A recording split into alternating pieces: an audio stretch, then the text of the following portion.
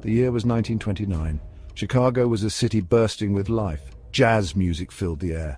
Skyscrapers reached for the heavens, but beneath the glitz and glamour, a darker side lurked. Prohibition was in full swing. Bootlegging empires thrived. Rival gangs battled for control of the city's underworld. Their weapons of choice? Baseball bats, Tommy guns, and sawed-off shotguns. Al Capone, the ruthless boss of the Chicago outfit, ruled much of the city.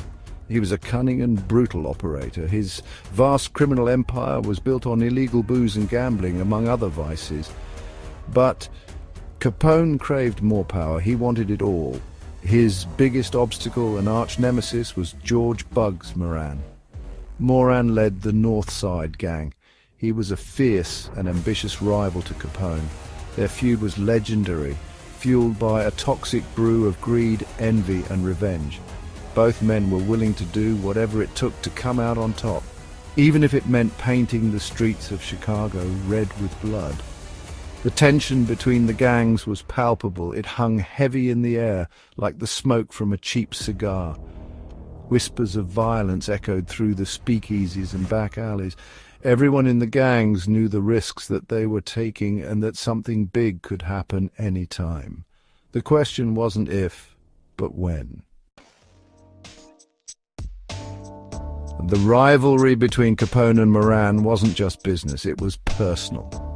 And it was kill or be killed. Each man saw the other as an obstacle to his ambitions. Al Capone, with his sharp suits and ruthless ambition, controlled much of the city's south side.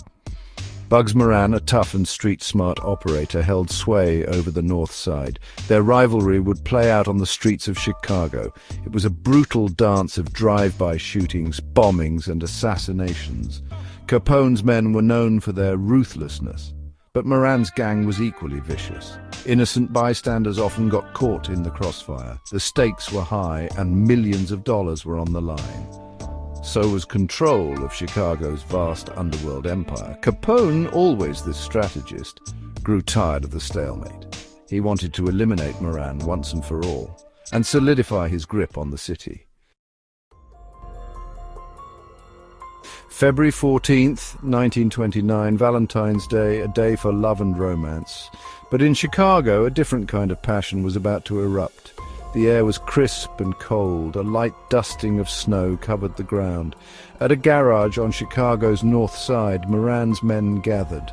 They were expecting a shipment of hijacked whiskey. It was a routine meeting, or so they thought. Little did they know that they were walking into a death trap. Capone's men, disguised as police officers, waited in anticipation. They were armed with Tommy guns, shotguns, and a thirst for blood. The plan was simple. Lure Moran's men into the open and eliminate them. Moran himself was running late.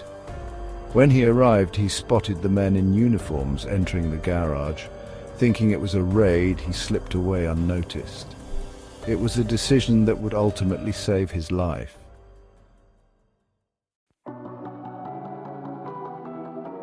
Inside the garage, Moran's men relaxed. They laughed and joked, unaware of the impending doom. Suddenly the doors burst open. The police officers stormed in, guns blazing. They lined the men up against the wall as if they were about to make an arrest. After the men were all lined up, the air filled with the deafening roar of gunfire. 7 men gunned down in cold blood.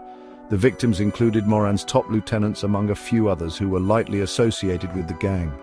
The massacre was swift and brutal. It lasted less than 2 minutes. When the smoke cleared, everyone lay dead except for the extinguished car mechanic's dog, Highball. The fallen bodies were riddled with bullets. The stench of gunpowder and blood hung heavy in the air. The killers escaped as quickly as they had arrived, melting back into the city, leaving behind a scene of unimaginable carnage. The St. Valentine's Day Massacre, as it came to be known, sent shockwaves through Chicago and the nation.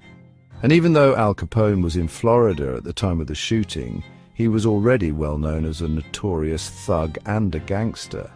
The massacre only fueled further speculation as to the extent of his crimes.